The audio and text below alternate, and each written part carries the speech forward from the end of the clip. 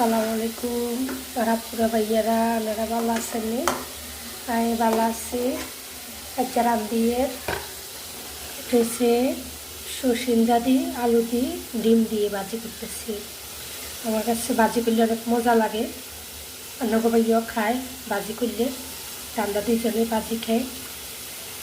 রান্না করলে আমি কাঁঠালের বিচি দিয়ে রান্ধি, ভাল লাগে। শুটকি দিই রান্ধলেও ভাল লাগে। আর এই যে এখানে এটা কি মাছ আপনারা বলতে পারবেন? এই মাছটা আমার খুব প্রিয়, আমার কাছে খুব ভালো লাগে। কাঁটা তেমন নাই, আমি কাঁটালা মাছ খাই না। এটা হচ্ছে পাঙ্গাস মাছ বলে। পাঙ্গাস মাছ আমার কাছে অনেক ভালো লাগে। অন্য ভাইয়া তেমন এটা খায় না, পছন্দ করে না, কিন্তু আমার কাছে কাঁড়ালা মাছ এত ভালো লাগে না।